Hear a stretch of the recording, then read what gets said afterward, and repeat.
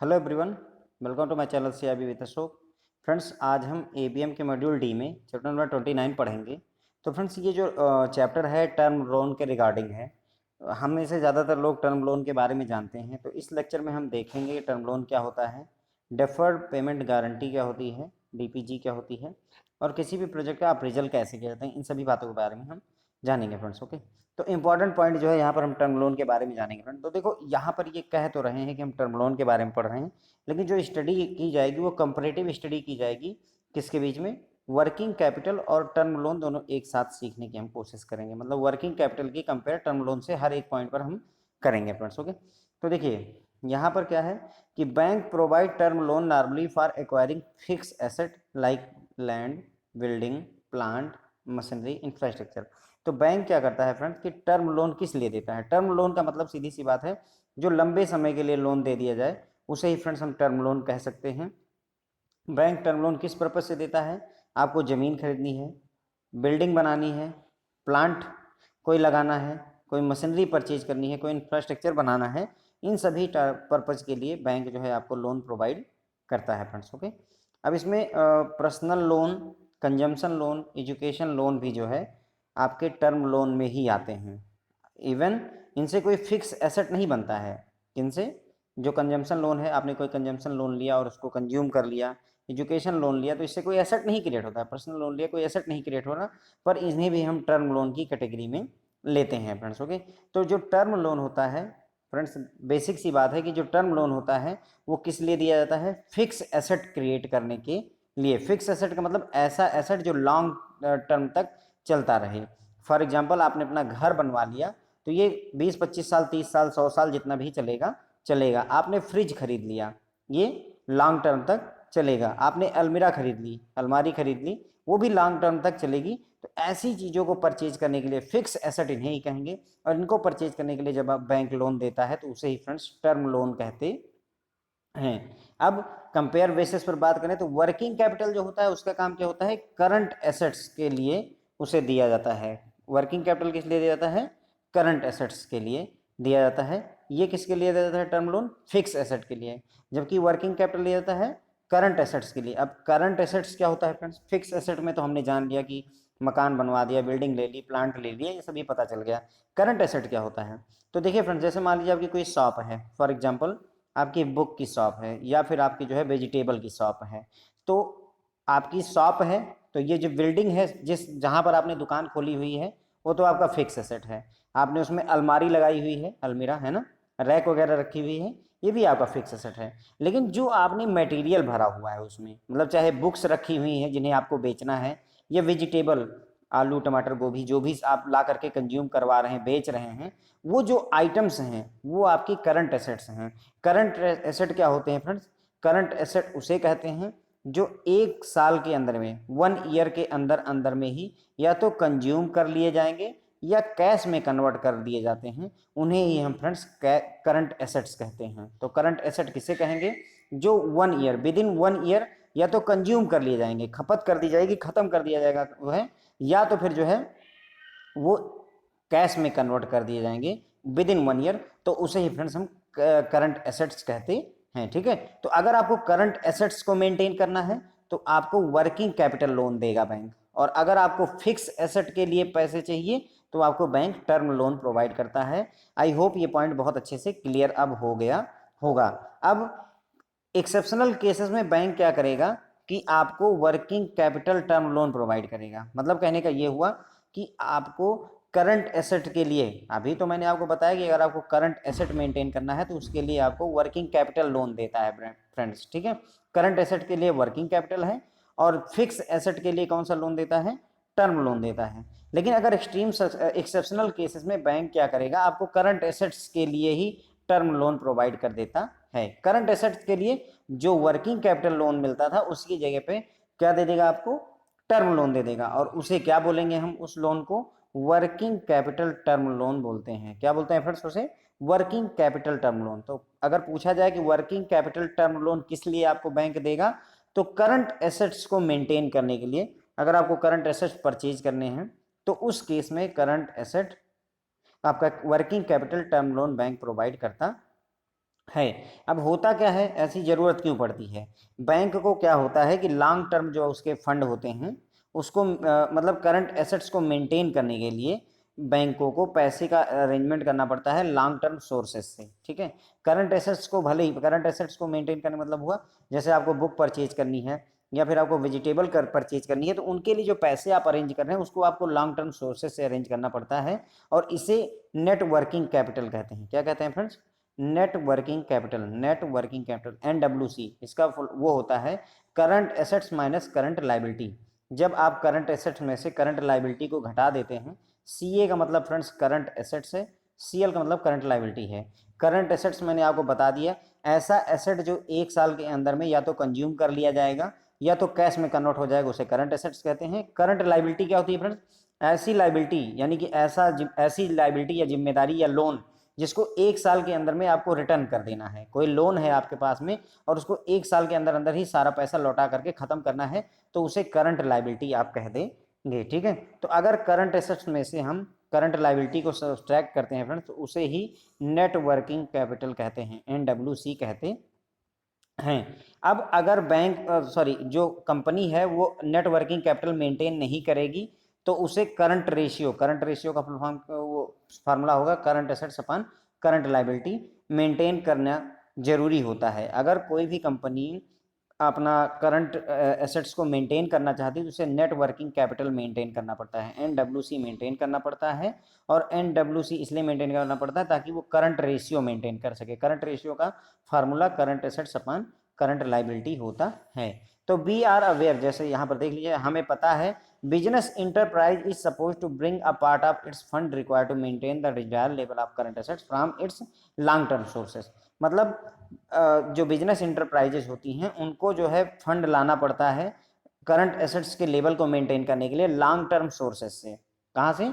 Long term sources से, capital या term liability से, कॉल्ड नेटवर्किंग कैपिटल। ये जो फंड लाते हैं उसे ही नेटवर्किंग कैपिटल कहते हैं। नेटवर्किंग कैपिटल का फार्मूला मैंने बताया current assets minus current liability होती है। So that the stipulated current ratio का formula current assets upon current liability होती है, इसे मेंटेन किया जा सके। अब अगर मान लो कोई इंटरप्राइज जो है नेटवर्किंग कैपिटल को लाने में असफल रहती है, NWC यानी current assets minus current liability जो है वो मेंटेन नहीं कर पा रही, यानी कि करंट एसेट्स कम है, करंट लाइबिलिटियाँ ज़्यादा हैं। तो जैसे 100 रुपये करंट एसेट्स है और 200 रुपये की करंट लाइबिलिटी है, तो आप पैसे कहाँ मेंटेन कर पा रहे हैं? क्योंकि 100 में से 2 घटाएं, 200 सब्सट्रैक्ट करेंगे तो आप 100 रुपये लॉस में जा रहे हैं। तो अगर इसको मेंटेन नहीं कर पाती है कोई इंटरप्राइज या कंपनी नेटवर्किंग कैपिटल को, तो वो लिक्विडिटी क्रंच को फेस करती है। मतलब उसको लिक्विडिटी पैसों की कमी हो जाती है। 100 रुपये कमा रहे हो आप और 200 रुपये जो है खर्च कर रहे हो, तो अगर 100 रुपये का घाटा चल रहा है, क्रंच चल रहा है, तो जिसकी वजह से बिजनेस ऑपरेशन अफेक्ट हो जाएगा। क्योंकि आपको करंट, भाई आपको अगर वेजिटेबल बेचनी है, फॉर एग्जांपल आपके पास 100 रुपये जो है खरीदने के लिए वेजिटेबल है, जबकि 200 रुपये उसके लाने और सारे खर्चों में लग जाएगा, तो भाई आप वेजिटेबल कब खरीद के लाओगे और कब बेचोगे? वो दिक्कत हो जाएगी। तो वही बात यहाँ पर कहेगी, बिजनेस ऑपरेशन अफेक्ट हो जाती है, और इसी केस में working capital term loan bank provide करता है। बैंक जो है करंट एसेट्स के लिए टर्म लोन प्रोवाइड नहीं करता है, करंट एसेट्स के लिए नहीं प्रोवाइड करता है। लेकिन अगर ऐसी सिचुएशन हो गई तो टर्म लोन प्रोवाइड करेगा करंट एसेट्स के लिए, लेकिन इसे वर्किंग कैपिटल टर्म लोन के नाम से जाना जाता है। Working capital loans are normally sanctioned for 1 year but payable on demand. अब यहाँ पर तीसरा पॉइंट होता है फ्रेंड्स आपका कि वर्किंग कैपिटल जो लोन होते हैं वो क्या होते हैं? Normally sanctioned for 1 year but payable on demand होते हैं। वर्किंग कैपिटल जो लोन होते हैं वो 1 साल के लिए सैंक्शन किए जाते हैं। कितने साल के लिए? 1 साल के लिए सैंक्शन किए जाते हैं, और ये डिमांड पर पेबल होते हैं। जब डिमांड करेगा बैंक तो उसको पे करना पड़ेगा। लेकिन जो टर्म लोन होता है वो एग्रीड रीपेमेंट शेड्यूल पर होता है। जैसे मान लिया आपने 25 साल के लिए कोई हाउसिंग लोन ले लिया है, तो एक शेड्यूल बंध गया है कि हर महीने 20,000 रुपये आपके अकाउंट से डिडक्ट होता रहेगा, और 25 साल बाद ये लोन आपका खत्म हो जाएगा। तो ये टर्म लोन हो गया। टर्म लोन की क्या खासियत होती है? जैसा रीपेमेंट शेड्यूल होगा उसी के हिसाब से पेमेंट होती है। जबकि वर्किंग कैपिटल की क्या खासियत होती है? ये 1 साल के लिए सैंक्शन किया जाता है और डिमांड के बेसिस पर पे किया जाता है। Therefore for purpose of matching assets and liability of bank term loan are consider. अगर आपको एसेट और लाइबिलिटी को मैच करना है तो उसके लिए जो टर्म लोन होता है उसे लॉन्ग टर्म एसेट माना जाता है, और वर्किंग कैपिटल लोन जो होते हैं उसे शॉर्ट टर्म एसेट माना जाता है। टर्म लोन को लॉन्ग टर्म एसेट मानेंगे, क्यों? क्योंकि ये 25 साल के लिए हुआ है। वर्किंग कैपिटल को शॉर्ट टर्म एसेट मानेंगे क्योंकि वर्किंग कैपिटल 1 साल के लिए दी जाती है। फिर आगे है प्रैक्टिकली। अच्छा, प्रैक्टिकली जो होता है वर्किंग कैपिटल, आपने कहा कि सिर्फ 1 साल के लिए देते हैं, लेकिन practically however enterprise continue to enjoy the working capital loan till its working is satisfactory. मतलब होता क्या है, आपने एक बार वर्किंग कैपिटल लोन सैंक्शन करवा लिया, वर्किंग कैपिटल ले लिया किसी कंपनी ने, तो वो हर साल उसे एक तरह से रिन्यू करवाती रहेगी, और जब तक उसका काम अच्छा चलता रहेगा उसे वर्किंग कैपिटल वाला लोन बराबर यूज होता रहेगा, है ना।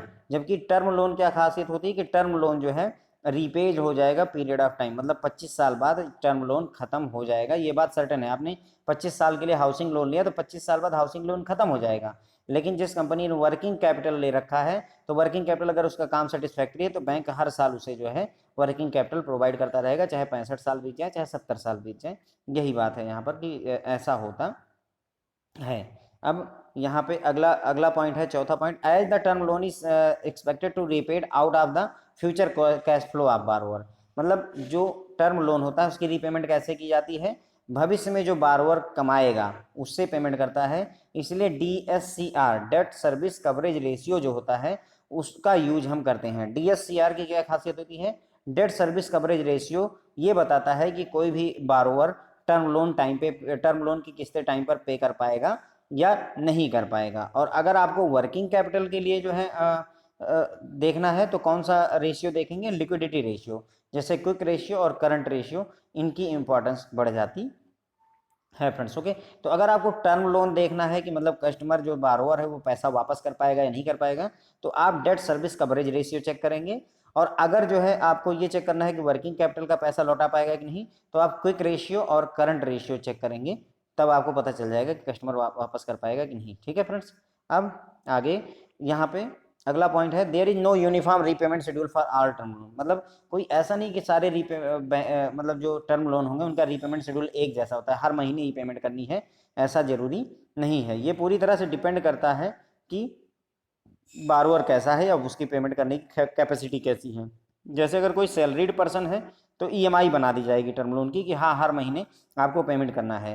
अगर कोई किसान है तो रीपेमेंट कैसे होगी, उसके क्रॉपिंग पैटर्न पर डिपेंड करेगी। जब वो हार्वेस्ट करेगा, मतलब 6 महीने के लिए फसल बोएगा, 6वें महीने जब काटेगा तब पेमेंट करेगा, फिर अगले 6 महीने के लिए फसल बो देगा, और जब उसे काटेगा फसल को बेचेगा तब आपको रीपेमेंट करेगा। तो इसका रीपेमेंट शेड्यूल ऐसा होता है, क्रॉपिंग पैटर्न से मैच करता हुआ होता है। अगर कोई इंटरप्राइज है, इंडस्ट्री है, तो उस केस में बैंक जो है मंथली या क्वार्टरली रीपेमेंट जो है प्रिंसिपल और इंटरेस्ट के साथ वापस लेते हैं। और कुछ केसेस में रीपेमेंट जो है एक साथ कर दी जाती है, एक इंस्टॉलमेंट में कर दी जाती है, तो इसे बुलेट रीपेमेंट कहते हैं। तो बुलेट रीपेमेंट क्या होती है फ्रेंड्स, जब आपने किसी से 10 लाख रुपए लिए और उसे 1 साल बाद 10 लाख रुपए एक मुश्त वापस कर दिए, वन इंस्टॉलमेंट में रिटर्न कर दिया, तो ये जो रीपेमेंट आपने कर दी इसे ही बुलेट रीपेमेंट कह देते हैं। और अगर जो है जो इंडस्ट्रीज होती हैं उनसे मंथली या क्वार्टरली जो है रीपेमेंट ले ली जाती है। अगर कोई किसान है तो उससे रीपेमेंट कैसे ली जाती है, उसके क्रॉपिंग पैटर्न पर डिपेंड करता है, उसके क्रॉपिंग पैटर्न पर डिपेंड करता है।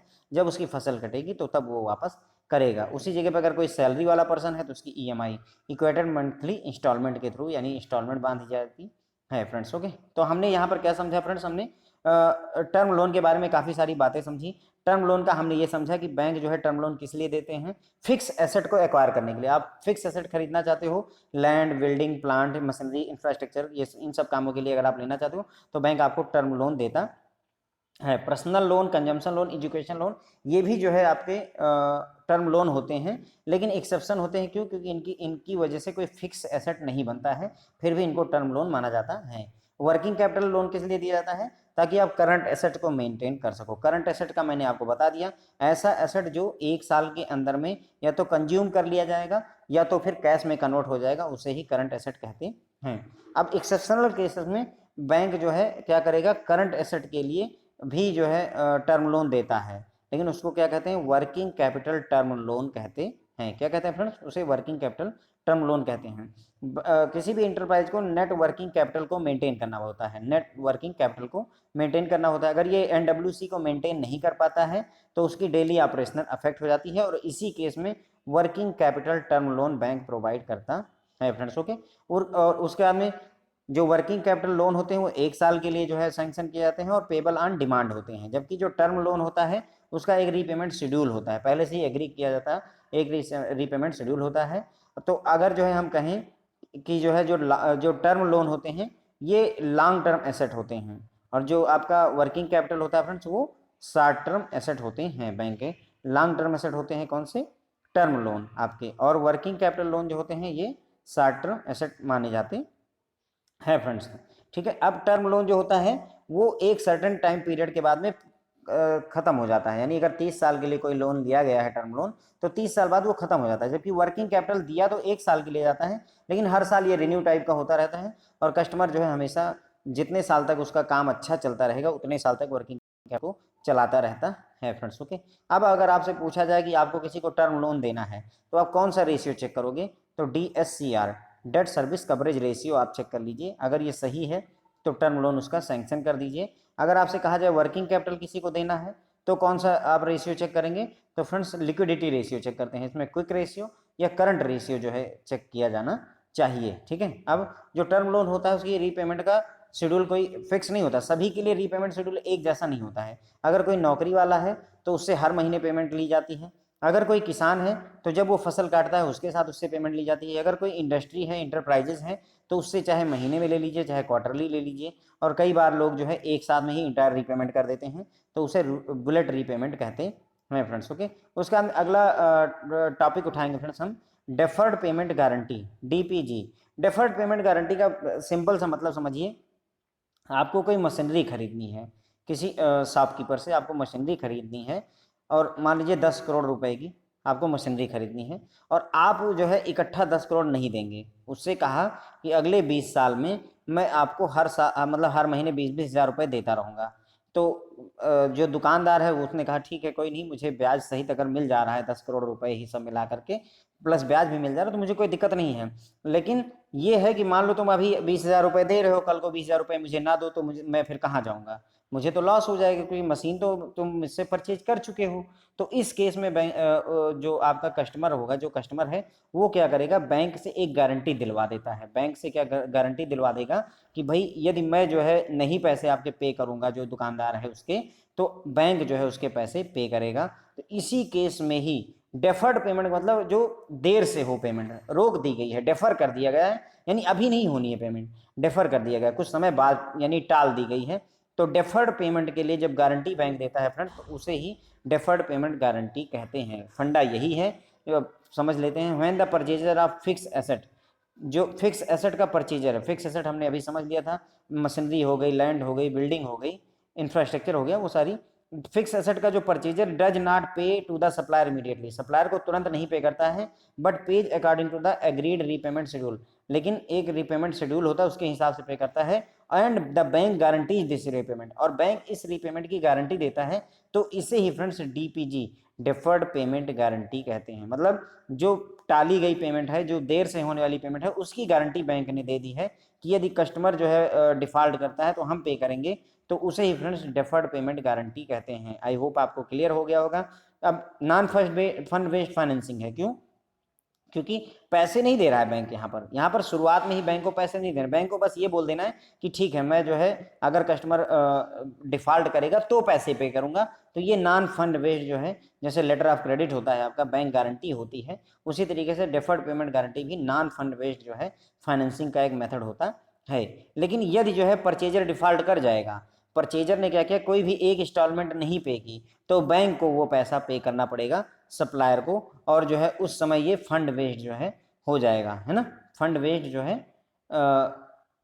फाइनेंसिंग हो जाएगी, जब तक कि जो है आप क्लाइंट से पैसे को रिकवर नहीं कर लेते हैं तब तक ये फंड बेस्ड हो जाएगा। नॉन फंड बेस्ड आपने किया था लेकिन पैसे आपको वापस करने पड़ गए तो ये फंड बेस्ड में कन्वर्ट हो जाता है फ्रेंड्स। ओके, तो आई होप आपको ये क्लियर हो गया होगा। Risk involve in deferred payment guarantee, term loan में और डेफर्ड पेमेंट गारंटी में दोनों में जो रिस्क हैं वो एक जैसे इन्वॉल्व होते हैं, ठीक है।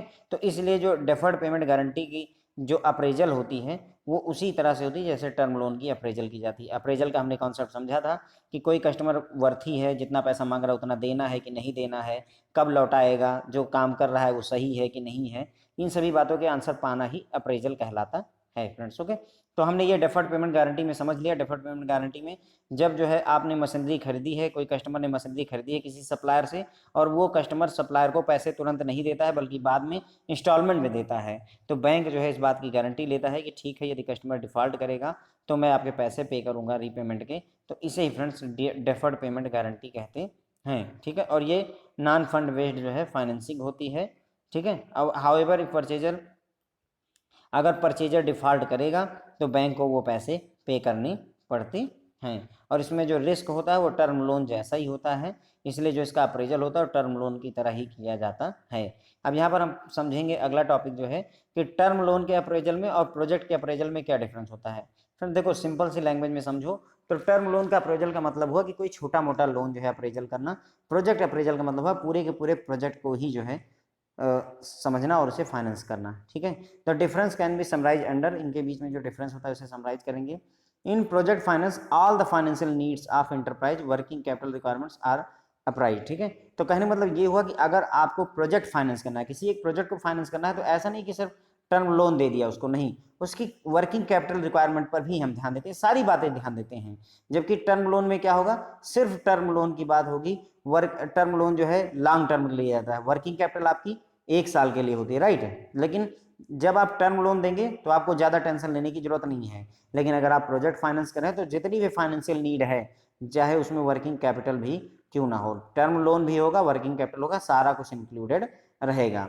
दिस इज बिकॉज क्योंकि total requirement of long term includes margin for working capital. मतलब कहने का ये है कि भाई अगर प्रोजेक्ट को फाइनेंस करो तो सारी रिक्वायरमेंट पूरी करनी पड़ेगी। After assessing the total requirement of long-term fund, bank decide upon the amount of term loan to be sanctioned and a contribution of promoter। मतलब टोटल रिक्वायरमेंट जो होती है लॉन्ग टर्म की फंड की, बैंक जो मतलब उसको एसेस करेगा। बैंक पहले देखेगा कि कितने रुपए की इसको ज़रूरत है, लॉन्ग टर्म फंड की ज़रूरत है। तो मान लीजिए निकल कर आता है कि 250 करोड़ रुपए की इसको ज़रूरत है, तो बैंक जो है वो टर्म लोन कितना सैंक्शन करना है वो देखेगा। और इसमें मान लीजिए बैंक कहेगा कि हम 220 करोड़ रुपए आपको देंगे और 30 करोड़ रुपए आप जो ये ऑर्गेनाइजेशन के प्रमोटर्स हैं वो लेकर के आएंगे। तो ये सारी बातें प्रोजेक्ट फाइनेंसिंग में डिसाइड की जाती हैं। टर्म लोन के केस में ऐसा नहीं। टर्म लोन के केस में कोई आया आपके पास में, आपने देखा, अगर सब कुछ ठीक लगा तो आपने उसको टर्म लोन दे दिया। लेकिन अगर आप प्रोजेक्ट की बात करें तो ये टर्म लोन तो उसका छोटा सा पार्ट हो गया। प्रोजेक्ट में वर्किंग कैपिटल भी देखिए, टर्म लोन भी देखिए, और देखिए कि क्या इसकी सारी फाइनेंशियल नीड मिल जा रही है। अगर फाइनेंशियल सारी नीड मिल जा रही तो ये देखिए कुल कितना लोन चाहिए उसको, कुल कितना फाइनेंस की नीड है। अगर 250 करोड़ की है तो 250 करोड़ में से आप बताइए कि बैंक खुद ऑफर करेगा और प्लस प्रमोटर को कितना लाना है। ये सारी बातें प्रोजेक्ट फाइनेंस में हो जाती हैं, जबकि टर्म लोन सिर्फ इतना सा पार्ट था उसका। ठीक है फ्रेंड, दूसरा पॉइंट।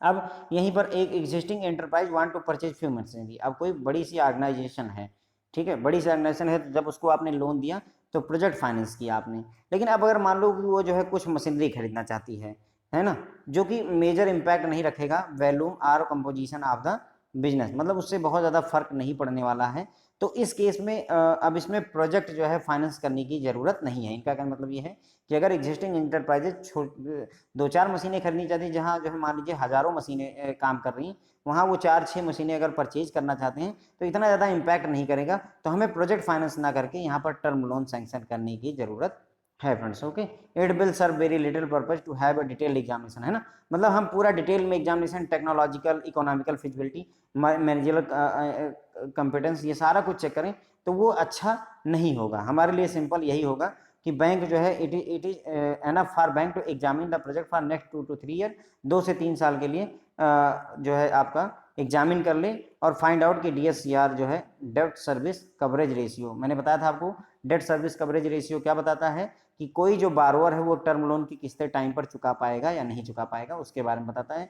तो यहाँ पर यही हुआ कि मतलब कहने का ये हुआ कि आपको जो बड़ी सी इंटरप्राइज है उसमें आप प्रोजेक्ट आपका प्रोजेक्ट फाइनेंस कर रहे हैं तो वो बहुत ज़्यादा लंबा चौड़ा काम हो जाता है, क्योंकि उसमें आपको टेक्नोलॉजिकली, इकोनॉमिकली, मैनेजरली सब कुछ जो है फिजिबिलिटी चेक करनी पड़ती है। जबकि केवल 4-6 मशीनें परचेज करनी, तो उसमें अच्छा होगा कि हम जो है वो जो है बैंक एग्जामिन कर ले, उसका अगले 2 से 3 साल में क्या वायबिलिटी रहेगी, और इसके लिए कौन सा जो है रेशियो यूज करेगी, date service coverage ratio. Date service coverage ratio आपका टर्म लोन की किस्तें चुका पाएगा या नहीं उसके बारे में बताता है। ठीक है फ्रेंड, तो हम यहाँ पर कहने मतलब ये हो, ये एक तरीके से टर्म लोन का कॉन्सेप्ट आ गया, ना कि जो है प्रोजेक्ट फाइनेंस का कॉन्सेप्ट आया। ठीक है, तो यहाँ पर प्रोजेक्ट फाइनेंस उचित नहीं है, टर्म लोन पर ही बात कर लेना ठीक है इस केस में। ठीक है, in case of loan to individual also, है ना, अगर हम किसी इंडिविजुअल को लोन देते हैं जैसे housing loan, education loan, it is enough to examine projected DSCR to जज द वायबिलिटी। मतलब ये अच्छा रहता है कि हम जो है सीधे जो है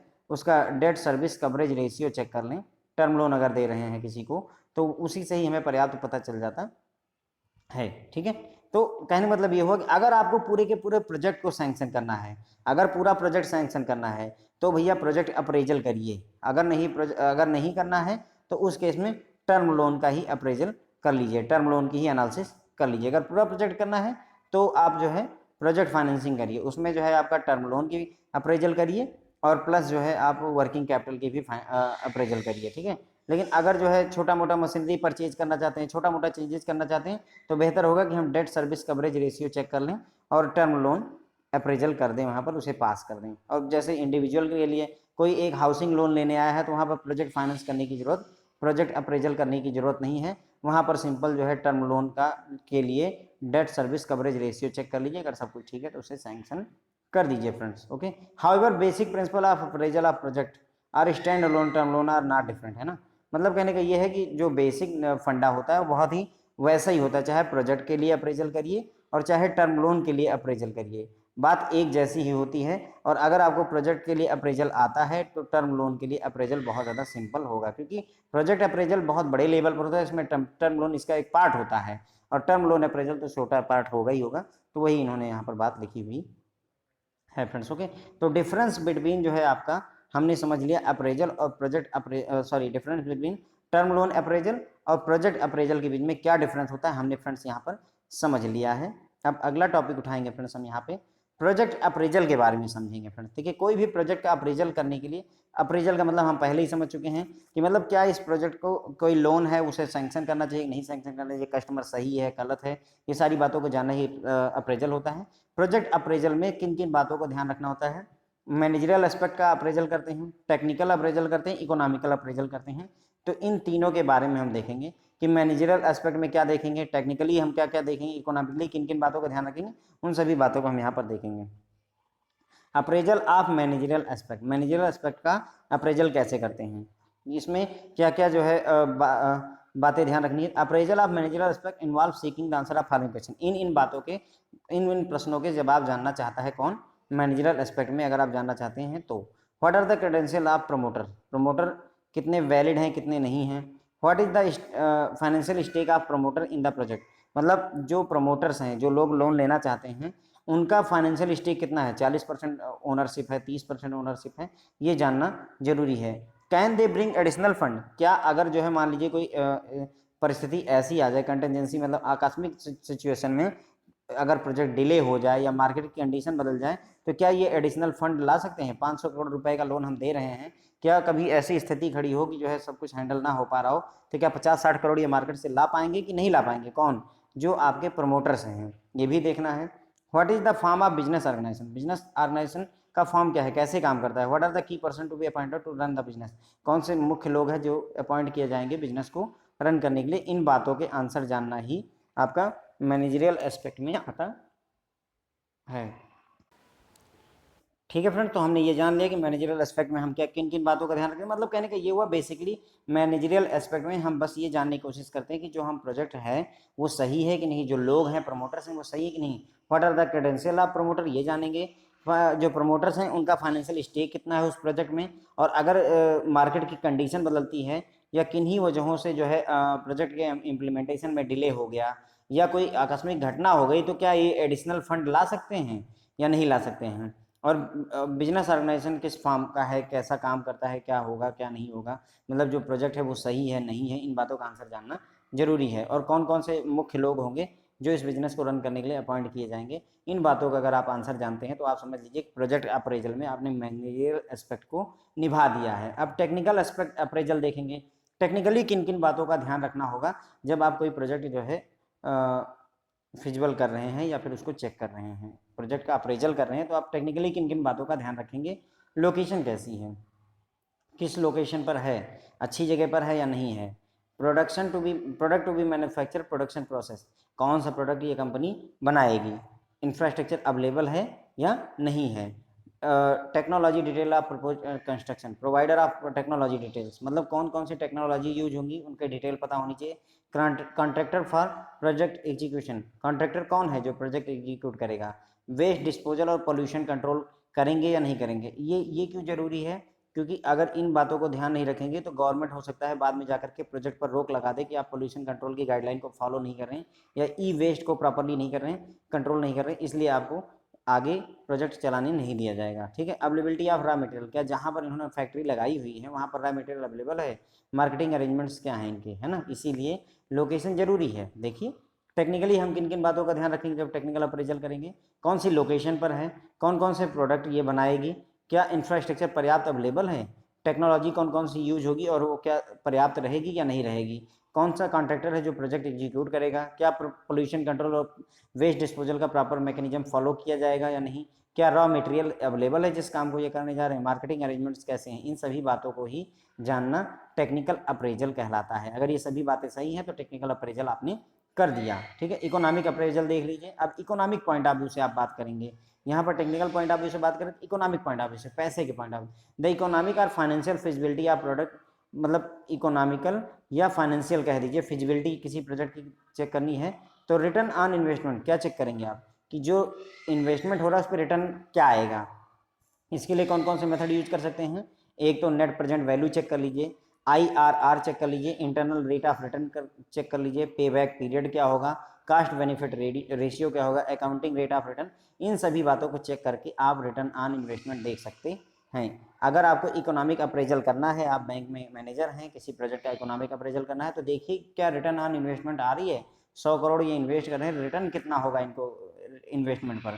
तो उस चीज़ के लिए हम कौन कौन से रेशियो क्या कर सकते हैं, नेट प्रेजेंट वैल्यू NPV इसे कैलकुलेट कर लीजिए, इंटरनल रेट ऑफ रिटर्न इसे कैलकुलेट कर लीजिए। कई सारे रेशियो हैं जिनको कैलकुलेट किया सकता है, पे बैक पीरियड क्या होगा, कास्ट बेनिफिट रेशियो कैलकुलेट कर लीजिए, अकाउंटिंग रेट ऑफ रिटर्न। इन सभी चीज़ों को अगर आप कैलकुलेट कर लेंगे तो आपको ये पता चल जाएगा कि हाँ ये प्रोजेक्ट जो है ठीक है या नहीं है। जैसे नेट प्रेजेंट वैल्यू वाले केस में आपको याद होगा अगर जो है NPV निगेटिव आ जाती है तो प्रोजेक्ट जो है बेनिफिशियल नहीं होता, अगर पॉजिटिव आती है तो उसे टेक ओवर करते हैं, अगर जीरो आती है तो ना तो प्रॉफिट होगा इस प्रोजेक्ट से ना लॉस होगा। याद है आपको नेट प्रेजेंट वैल्यू वाला, हमने चैप्टर नंबर 12 में पढ़ा हुआ है ABM में। Break even analysis, break even point वो पॉइंट होता है फ्रेंड्स, ब्रेक इवन पॉइंट वो पॉइंट होता है जिससे ऐसी सिचुएशन में कंपनी आती है जिससे ऊपर ना उसे कोई प्रॉफिट होता है ना ही कोई लॉस होता है। तो ऐसा पॉइंट जहां पर उसे ब्रेक इवन पॉइंट उसे ही कहेंगे जब उसे प्रॉफिट या लॉस होना बंद हो जाए तो उसे ब्रेक इवन पॉइंट कहते हैं। और project with high break even point is consider more risky, जिनका ब्रेक इवन पॉइंट हाई हो वो जो है ज़्यादा रिस्की माने जाते हैं, one with the lower break even point. तो अगर जो है ब्रेक इवन पॉइंट हाई है तो वो ज़्यादा रिस्की है, ब्रेक इवन पॉइंट अगर लो है तो वो कम रिस्की है।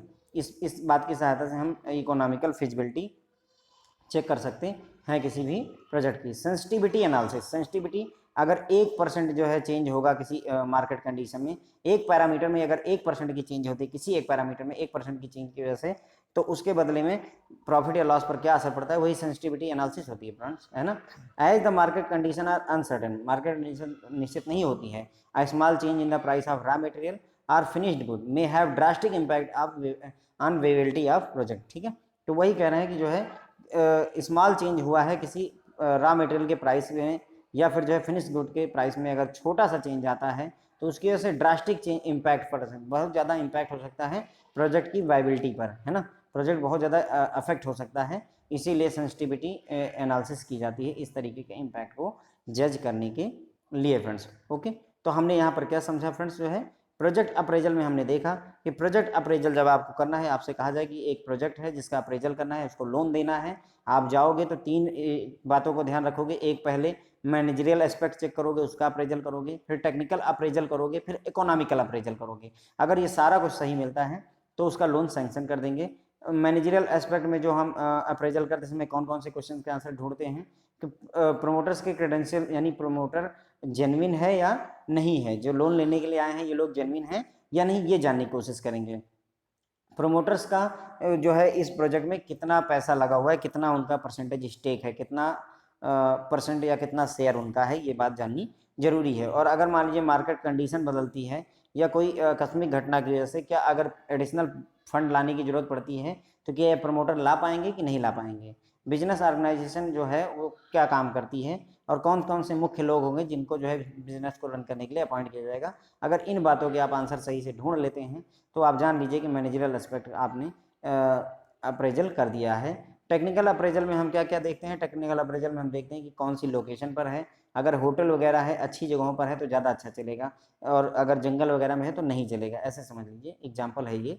कौन कौन से प्रोडक्ट मैन्युफैक्चर होंगे, क्या इंफ्रास्ट्रक्चर पर्याप्त अवेलेबल है ना। टेक्नोलॉजी जो है वो सही ली है इन्होंने कि नहीं है। प्रोजेक्ट एग्जीक्यूशन के लिए कॉन्ट्रैक्टर कौन होगा, क्या वेस्ट डिस्पोजल और जो है पोल्यूशन कंट्रोल के लिए इन्होंने कॉन्सेप्ट सही लगाया हुआ है, सही से प्रॉपर फॉलो करेंगे कि नहीं, क्या रॉ मटेरियल अवेलेबल है, मार्केटिंग सही से कर पाएंगे या नहीं कर पाएंगे। अगर इन बातों के जवाब आपको मिल जाते हैं तो टेक्निकल अप्रेजल आपने कर दिया है। इकोनॉमिकल अप्रेजल में हम क्या देखते हैं फ्रेंड्स कि जो है हम पहला पॉइंट ये देखेंगे रेट ऑफ रिटर्न, कितना रिटर्न हो रहा है, इन्वेस्टमेंट पर रिटर्न कितना हो रहा है, उस चीज़ को चेक करने के लिए नेट प्रेजेंट वैल्यू या इंटरनल रेट ऑफ रिटर्न या pay back period, cost benefit ratio, accounting rate of return, इन सभी में से किसी को या सभी को चेक कर लीजिए, आपको ये पता चल जाएगा। फिर हमने देखा ब्रेक इवन एनालिसिस की जाती है, जिसकी ब्रेक इवन पॉइंट हाई होता है उसमें रिस्क हाई होता है, जिसका ब्रेक इवन पॉइंट लो होता है उसमें रिस्क कम होता है। तो अगर आपको 2 प्रोजेक्ट मिलते हैं जिसमें एक का ब्रेक इवन पॉइंट हाई है तो उसको मत लीजिए, उसको मत सैंक्शन करिए, जिसका ब्रेक इवन पॉइंट लो है उसको सैंक्शन कर दीजिए, ठीक है। सेंसिटिविटी एनालिसिस, अगर जो है रॉ मटेरियल या फिर फिनिश्ड गुड के प्राइस में थोड़ा सा चेंज होने से जो है पूरा प्रोजेक्ट जो है हैम्पर हो सकता है, इसलिए सेंसिटिविटी एनालिसिस करके इसका क्या इम्पैक्ट पड़ेगा उसको हम जानने की कोशिश करते हैं फ्रेंड्स। ओके, तो thank you so much friends, इसी के साथ में ये लेक्चर खत्म होता है। Thank you so much.